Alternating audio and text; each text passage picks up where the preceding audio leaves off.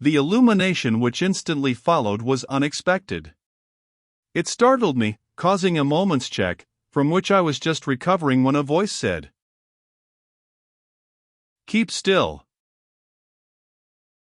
There was a quality in the voice which I cannot describe. Not only an accent of command, but a something malicious, a something saturnine. It was a little guttural, though whether it was a man speaking I could not have positively said, but I had no doubt it was a foreigner. It was the most disagreeable voice I had ever heard, and it had on me the most disagreeable effect, for when it said, "Keep still," I kept still. It was as though there was nothing else for me to do. Turn round. I turned round, mechanically, like an automaton. Such passivity was worse than undignified, it was galling, I knew that well. I resented it with secret rage. But in that room, in that presence, I was invertebrate. When I turned, I found myself confronting someone who was lying in bed. At the head of the bed was a shelf. On the shelf was a small lamp which gave the most brilliant light I had ever seen. It caught me full in the eyes, having on me such a blinding effect that for some seconds I could see nothing. Throughout the whole of that strange interview I cannot affirm that I saw clearly. The dazzling glare caused dancing specks to obscure my vision. Yet, after an interval of time, I did see something, and what I did see I had rather have left unseen. For when it said, "Keep still," I kept still. I saw someone in front of me lying in a bed. I could not at once decide if it was a man or a woman. Indeed, at first I doubted if it was anything human. But, afterwards, I knew it to be a man, for this reason, if for no other, that it was impossible such a creature could be feminine. The bedclothes were drawn up to his shoulders, only his head was visible. He lay on his left side, his head resting on his left hand, motionless, eyeing me as if he sought to read my inmost soul. And, in very truth, I believe he read it. His age I could not guess, such a look of age I had never imagined. Had he asserted that he had been living through the ages, I should have been forced to admit that, at least, he looked it. And yet I felt that it was quite within the range of possibility that he was no older than myself. There was a vitality in his eyes which was startling. It might have been that he had been afflicted by some terrible disease, and it was that which had made him so supernaturally ugly. There was not a hair upon his face or head, but, to make up for it, the skin, which was a saffron yellow, was an amazing mass of wrinkles. The cranium, and, indeed, the whole skull, was so small as to be disagreeably suggestive of something animal. The nose, on the other hand, was abnormally large, so extravagant were its dimensions, and so peculiar its shape, it resembled the beak of some bird of prey. A characteristic of the face, and an uncomfortable one, was that, practically, it stopped short at the mouth. The mouth, with its blubber lips, came immediately underneath the nose, and chin, to all intents and purposes, there was none. This deformity, for the absence of chin amounted to that it was which gave to the face the appearance of something not human, that, and the eyes. For so marked a feature of the man were his eyes, that, ere long, it seemed to me that he was nothing but eyes.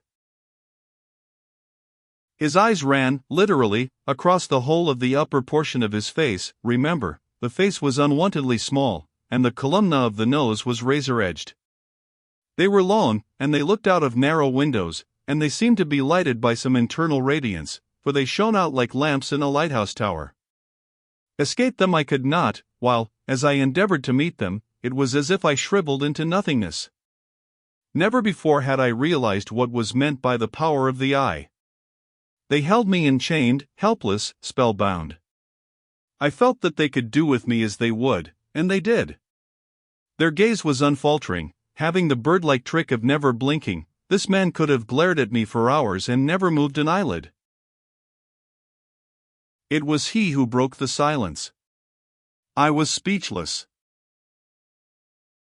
Shut the window. I did as he bade me. Pull down the blind. I obeyed. Turn round again. I was still obedient. What is your name? Then I spoke, to answer him. There was this odd thing about the words I uttered, that they came from me, not in response to my willpower, but in response to his. It was not I who willed that I should speak, it was he. What he willed that I should say, I said. Just that, and nothing more. For the time I was no longer a man, my manhood was merged in his. I was, in the extremest sense, an example of passive obedience. Robert Holt. What are you? A clerk. You look as if you were a clerk. There was a flame of scorn in his voice which scorched me even then. What sort of a clerk are you? I am out of a situation. You look as if you were out of a situation. Again the scorn.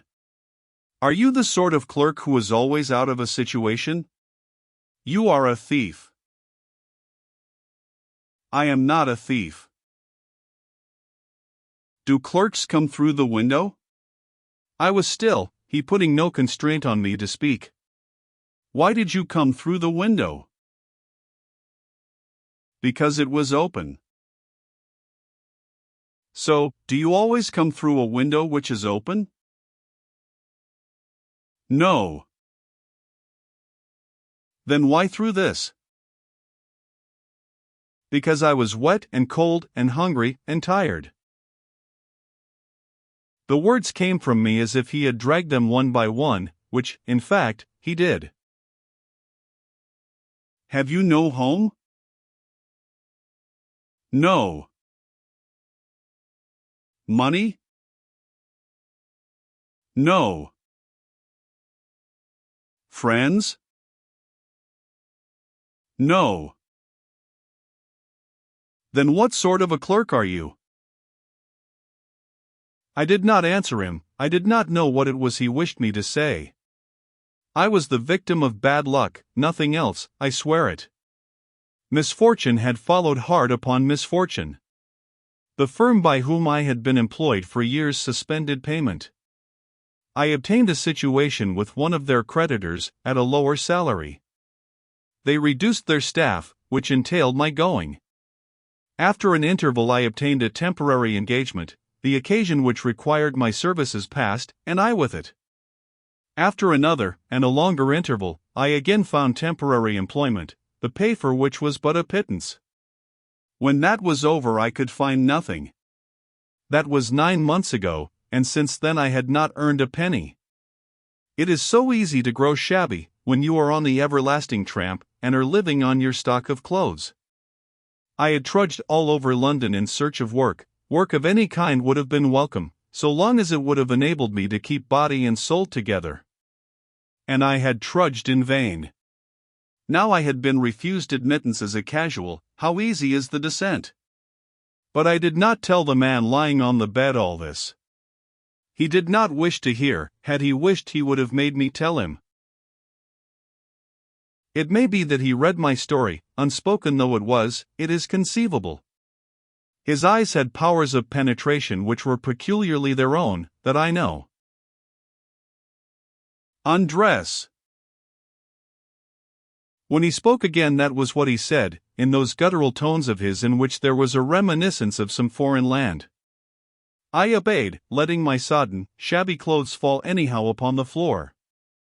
A look came on his face, as I stood naked in front of him, which, if it was meant for a smile, was a sadder smile, and which filled me with a sensation of shuddering repulsion. What a white skin you have, how white! What would I not give for a skin as white as that? Ah, yes. He paused, devouring me with his glances, then continued. Go to the cupboard, you will find a cloak, put it on.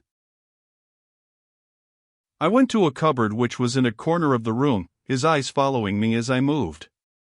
It was full of clothing, garments which might have formed the stock in trade of a costumier whose speciality was providing costumes for masquerades. A long dark cloak hung on a peg. My hand moved towards it, apparently of its own volition. I put it on, its ample folds falling to my feet. In the other cupboard you will find meat and bread and wine. Eat and drink. On the opposite side of the room, near the head of his bed, there was a second cupboard. In this, upon a shelf, I found what looked like pressed beef, several round cakes of what tasted like rye bread, and some thin, sour wine in a straw-covered flask. But I was in no mood to criticize. I crammed myself, I believe, like some famished wolf, he watching me, in silence, all the time. When I had done, which was when I had eaten and drunk as much as I could hold, there returned to his face that satyr's grin. I would that I could eat and drink like that. Yes, put back what is left. I put it back, which seemed an unnecessary exertion, there was so little to put. Look me in the face. I looked him in the face, and immediately became conscious, as I did so, that something was going from me, the capacity, as it were, to be myself.